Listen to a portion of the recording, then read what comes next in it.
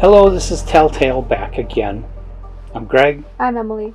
and we're talking all short stories this month. Probably beyond this, well, probably not all short stories beyond this month, but we're probably going to keep talking about a lot of short stories because we love them. They're really great, and Yes. the reason we kind of started doing this was because we find that people have a really hard time enjoying short stories, and we mostly think that's because they just don't know where to start to find really good ones. Mm-hmm. So we're going through all the classic sci-fi that I pulled from this compilation here, Adventures in Time and Space, edited by Raymond Jane Healy and J. Francis McComas. McComas, however you say that. Not sure. No. I've only ever read it. McComas, whatever. Okay. Anyway, this was a really great compilation. It is something that I'm kind of trying to plug my way through in general. But today we're going to be talking about The Twonky by... Who was it who wrote this again? Who are they listed as in that book? In this book... Because there's an interesting story behind it. Louis Paget. Okay. Louis Paget is a pseudonym. Ooh. It's a husband and wife team, Henry Kuttner and C.L. Moore. Oh. And nobody really knows, just... They wrote a lot of stories together and books together. Sorry. And nobody really knows how much was written by Henry and how much was written by Catherine Moore. Okay. Because they would always publish under various pseudonyms. Louis Paget was the one they used the most. Okay. Interesting. Yeah. And so that was, I mean, Henry Kuttner and C.L. Moore had, gotten their start with separate careers. And then they got married, and that's when they started collaborating a lot. And when they did that, of course, that was when the Golden Age came along, and they became stable writers of astounding stories under John Campbell. And they wrote a lot of great stories for Astounding through the 1940s. Interesting. Mostly short stories. There's one that was made into a movie. Of course, I'm old and can't think of names anymore. It was about these kids that discover this toy that talks to them, but the toy turns out to be a communication device with the far future. Oh. Was it The Last Mimsy or something like That's that? it. Was The it? Last Mimsy. The Last Mimsy! The original story was titled Mimsy Where the Boro Grows. Oh, okay. And that is a classic story by Louis Paget. That's so interesting. Yeah. I love that movie. It is. It was a very it's underrated a great story. movie. Oh, yeah. I loved definitely. it. I loved it. But the original story is better always. I'm sure. I'll have to read that now. I didn't even know that was based off a short story. Yep. Oh, what a great... Oh, I've learned so much today. This is another one of the Kuttner's stories, The Twonky. The Twonky. I'll let you do the synopsis because I read it 40 years ago. Yeah. Okay, so there they were in a factory. And this guy kind of comes stumbling out of this room, really confused, has short-term amnesia, and kind of gets yelled at by this foreman to go back to work. So he kind of goes in and he's kind of like recollecting his thoughts, and he realizes, oh yeah, I'm an expert on making Twonkies. And they don't describe what a Twonky is. Just that he puts it together, and then he realizes, oh man, I gotta go back to my time. And goes and basically spirits himself away after he gets naked. So then it cuts from that scene to this guy being this very famous science professor. Sorry, I interrupt. Some of our people might have had drunken episodes like that. Yeah, it was very interesting. Yeah, there was a great introductory, kind of preface going on there. That really drew me in, especially the naked part. But so it kind of cuts to the scientist in his living room having a drink, and they have this new radio record player. It's like this big, one of those huge units of a thing in their living room that they had just bought, had just been delivered. And as he's going to put on a record after he got his drink, waiting for his wife to finish up the dishes and stuff, this blue light kind of just scans him and says something to the effect of, psychological analysis synchronized, or something like that. And he's like, what? He thought it was a radio station. But then he sits down and goes to try and light his cigarette, and the radio gets up and has a tendril come out and lights a cigarette for him. And he's just like, what?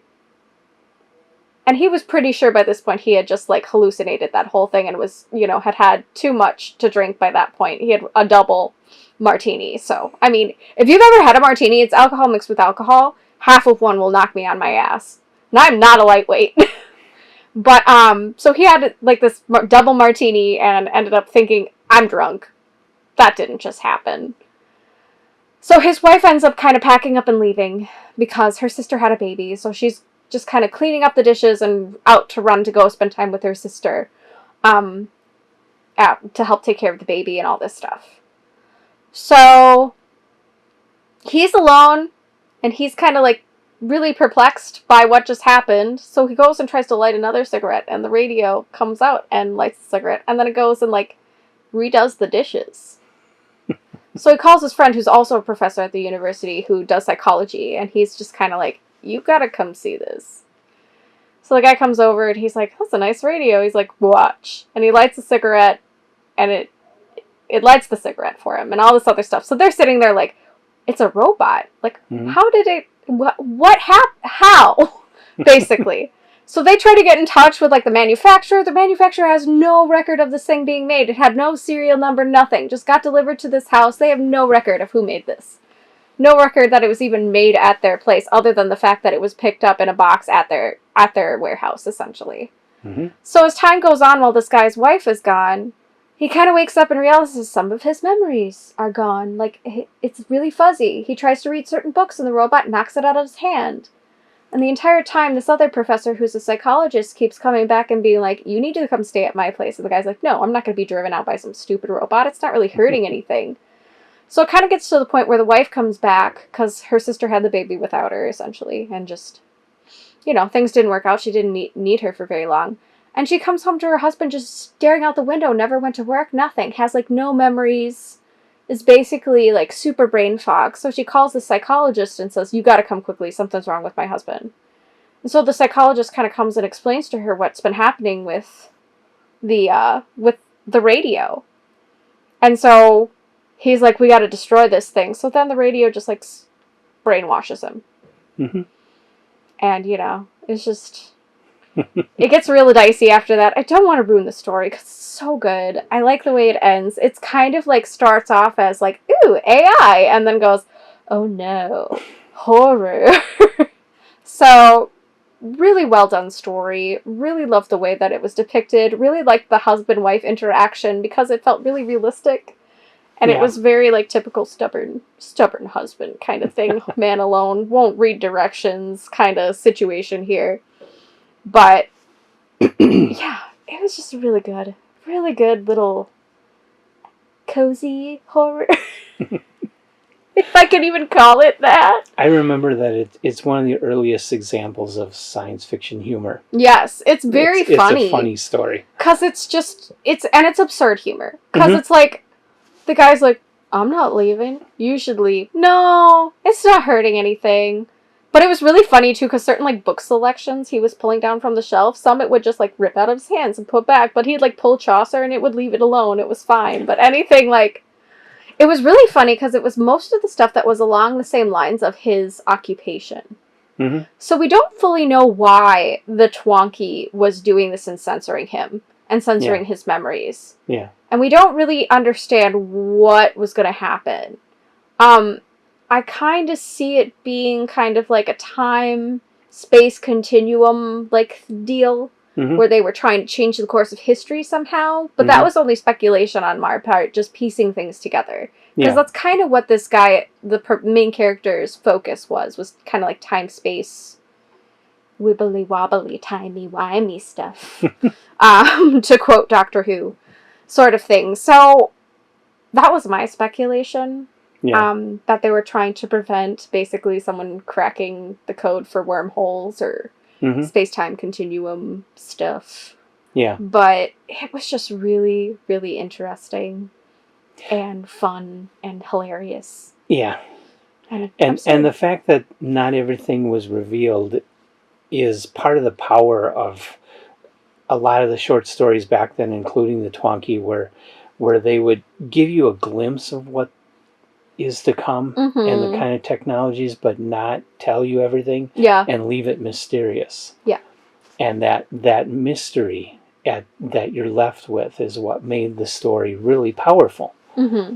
Some people would frustrate the hell out of them, but you know, that's what makes this a classic is it was written with enough restraint to leave you imagining all these different possibilities. I think what was so fun for me was that this had like major Men in Black vibes. So if you're a fan of the Men in Black style kind of writing or movies or whatever, you probably would really enjoy this short story. Just because it was so...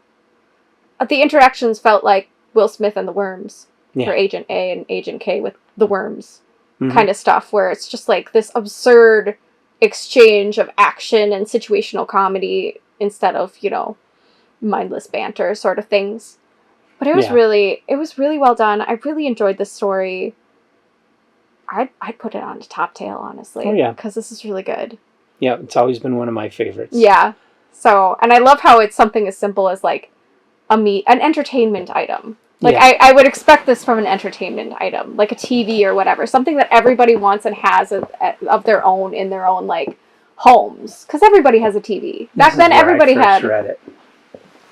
Souls in Metal, an anthology of robot futures. That's where I first came across it. Compiled by Mike Ashley. Look at this. Published in 1977, 76, something like that. Yeah, I love the cover of this book. Definitely. Definitely love that. So metallic-y. And this is a great anthology. It's got the Twonky, it's got Helen Alloy, it's got some Isaac Asimov, it's got a whole, there's a Philip K. Dick story in here. I love this. Do they have a personality? Will they serve man or enslave him? Are robots humanity's hope for salvation? Or are they demons from hell? I love it.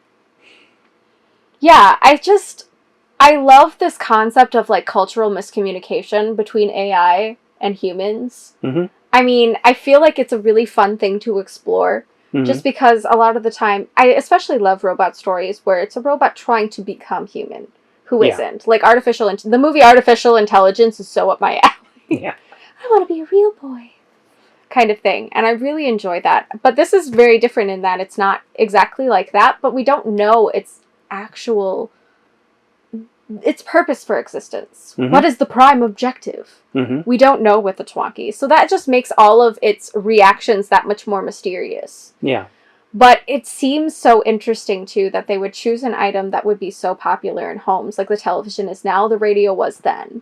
And so I just appreciated that it was very, like, common household appliance that ended up being the perfect thing to implant in this person's house to, I don't know, observe humanity or whatever. So just really, really interesting read. And I'm not quite sure. It leaves you asking a lot of questions with not a lot of answers.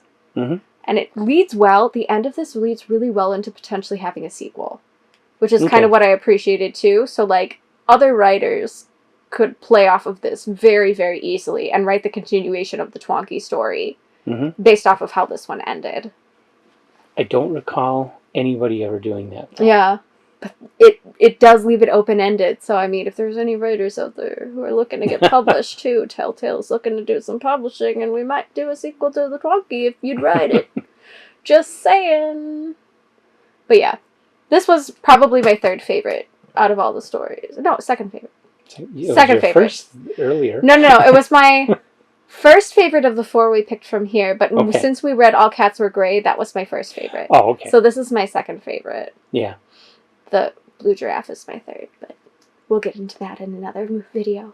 Yeah, something I didn't say in the video for All Cats Were Grey, but I was just thinking, I want more with those two characters. That could be a whole series of those. You really could. Characters from that story. You could do a lot of really cool stuff with those stories. But I feel like that's kind of the same thing. This was such an open-ended ending that you could do a lot more with it if you wanted to. Like, someone could come along and write the sequel of what happens and, you know, give more details as to what the prime objective of the Twonky was. I just But love the I name. really think that's the genius of the story is they stopped short Yes. and left it to you to just assume. keep going with your imagination. Yes, I do love those kinds of things. If anybody also appreciates anime, I love anime because it leaves very open endings. Okay.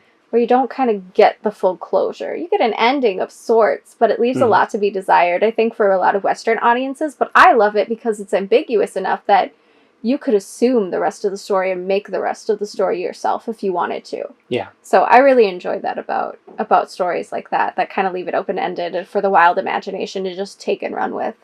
Okay. But yeah, that's all I got to say about that one. Yeah, I don't have anything more. All right. Read the Twonky. It's good. Yeah. It's a classic. It's hilarious. It's by weird. Authors that you probably have never heard of. And it's got a fun name, so pick it up. Yeah. And we will see you next time. Bye. Bye.